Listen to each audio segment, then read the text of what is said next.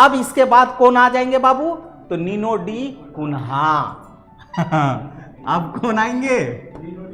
हाँ, कैसा कैसा नाम है? Nuno da Cunha, Nuno da Cunha. 1515 से 28।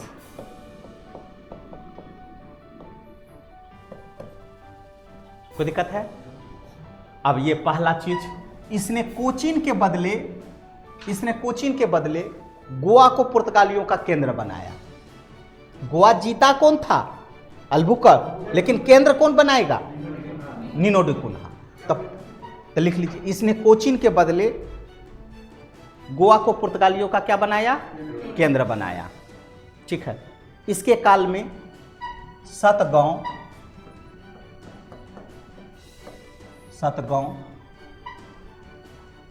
दूसरा हुगली,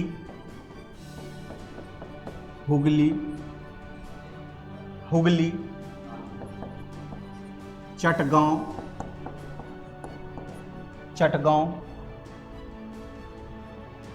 सेंट थॉमस,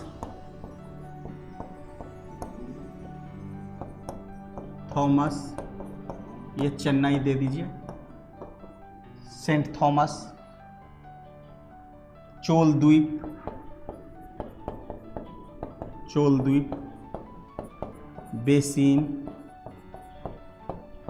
बेसिन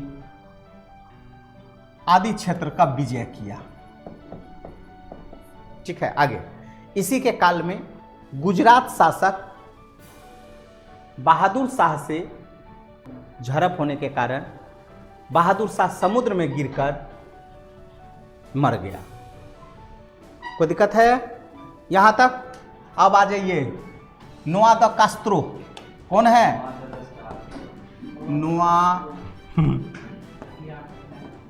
नोआ द कास्त्रो। फिदेल कास्त्रो का नाम सुना था ना? ठीक है, क्यूबा का था। ठीक है। नोआ द कास्त्रो 1528 से लेकर के 48 तक। अच्छा, याद रखिएगा बाबू, पुर्तगाली पहले आएगा। ठीक है, पुर्तगाली पहले आएगा, जाएगा बाद में। क्लियर है? पुर्तगाली बाद में जाएगा। ठीक है। आगे, इसके समय में 1540 में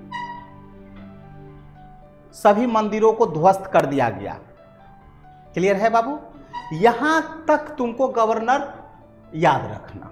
इसके बाद गवर्नर नहीं, बस प्रमुख यदि व्यक्ति आएगा तब तुम यहां याद रखेगा। लेकिन मेन तुमको जो गवर्नर याद रखना है वो किसका रखना है? अंग्रेज का। अंग्रेज का तो गवर्नर पर ही पूरा इतिहास लिखा चल जाएगा। क्लियर है? कोई दिक्कत? यहां तक हो गया। अब मेन बात क्या हो गया, तो पॉइंट डालिए। अब 1540 से सीधे हम लोग कहां चले जा रहे हैं? 1570 में। कहां जा रहे हैं? 1570 में। हाँ, स्टार्ट डाल करके 1570 में गोवा में आक्रमण करने वाले मुस्लिम शक्तियों को पराजित किया, जिसका नेतृत्व आदिल शाह कर रहे थे। आगे 1570 के बाद हम लोग कहां चले जा रहे हैं? 1580। नेक्स्ट पॉइंट, 1580 में अकबर की इजाजत से हुगली में फैक्ट्री का निर्माण किया। इसका मतलब क्या हो गया बाबू? हुगली में जैसे ही आदेश मिला तो इसका मतलब पश्चिम के साथ साथ अब इसका किधर केंद्र होने लगा? पूरब की ओर। ठीक है, ये देखो जितना भी है सभी किधर है? इधर है। और एक कहां आ गया? हुगली। और ये कौन दिया था बनाने के लिए? अकबर दिया था। बात समझ में आया?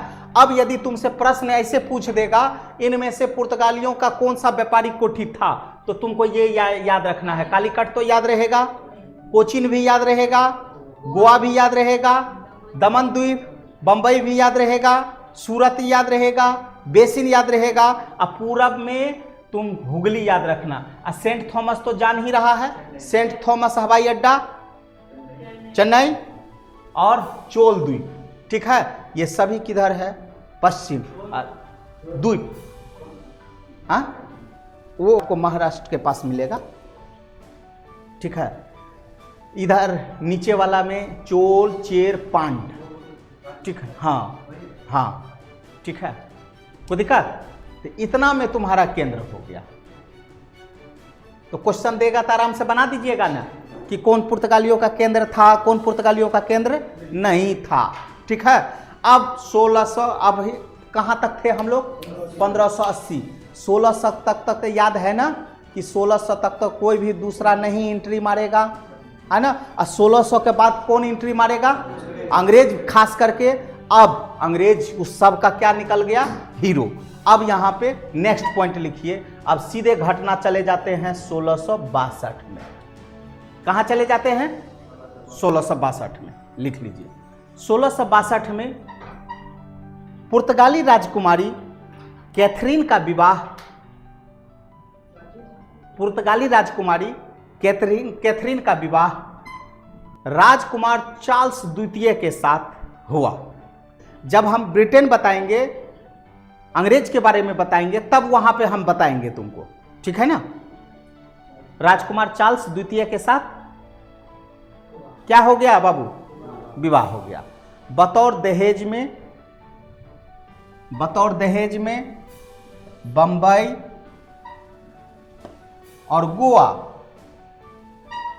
बंबई और गोवा का कुछ हिस्सा इंग्लैंड के राजा को दे दिया गया। कोई दिक्कत है बाबू? तब बैठे बैठे अब ये क्षेत्र किसके अधीन चला गया? कोई दिक्कत? अब ये कहां का बात कर रहे थे? अब आगे 1668 में 1668 में 10 पौंड वार्षिक कर पर बंबई को ईस्ट इंडिया कंपनी को दे दिया गया। बोल बाबू, यहां तक गया है? किसको दे दिया? अब ईस्ट इंडिया कंपनी हम बताएंगे तुमको, बहुत लंबा चौड़ा बताएंगे। ईस्ट इंडिया कंपनी नाम है छोटा सा, उसका नाम बहुत बड़ा था। ठीक है ना, बात समझ में आया? तो ईस्ट इंडिया कंपनी बताएंगे। तो ईस्ट इंडिया कंपनी को दे दिया गया। ठीक है, अब जब कंपनी बनेगा तो ईस्ट इंडिया कंपनी बना करके आएगा, और कंपनी बना के आएगा, उसमें महारानी खुदे शामिल थी। ठीक है ना। तो ये सभी कहानी किस में बताएंगे? अंग्रेज में बताएंगे। ठीक है ना। चलो फिर आगे। हाँ, अगला डचों ने पुर्तगालियों के श्रीलंकाई मसाले क्षेत्र को छीन लिया। कौन छीन लिया? डच। इसका मतलब क्या निकल करके आ रहा है बाबू? उसका भी एंट्री हो गया है और कहीं ना कहीं कमजोर पड़ रहा है। मसाले क्षेत्र को छीन लिया।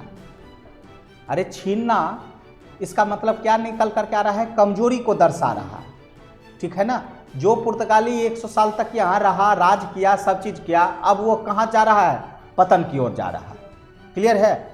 आगे फिर 1739 में मराठों ने पुर्तगालियों से सालसेट और बसीन छीन लिया। सालसेट और बसीन, ये देखो ना, बसीन लिखा हुआ है ना। ये कौन छीन लिया? मराठा छीन लिया। ए बाबू, बंबई चल गया, गोवा चल गया, ठीक है, सूरतो चल गया, बेसिनो चल गया, सभ्य तो जा ही रहा है। समझ में आया? ठीक है। इस तरह से पुर्तगाली कंपनी का क्या नाम था? Estado the India. ठीक है। एस्तादो द इंडिया का धीरे धीरे पतन होना शुरू हो गया, और यह लोग गोवा और दमन द्वीप तक सीमित रह गए। यह लोग मतलब कौन लोग? पुर्तगाली लोग गोवा और दमन द्वीप तक सीमित रह गए। कोई दिक्कत है? आगे फिर 1961 में भारतीय सरकार ने गोवा पे नियंत्रण कर लिया। इस प्रकार पुर्तगालियों का पतन हो गया। कोई दिक्कत है? क्या बोले बाबू? हो गया 1961 में। अब तुम जाओ पुर्तगाली, अपना घर जाओ, हमारे यहाँ क्या कर रहा है, नहीं समझे? 1947 में किसको भगाए थे? अंग्रेज को। लेकिन 1961 में भगाए हैं। किसको? जो पहले आया है उसको बाद में भेजेंगे।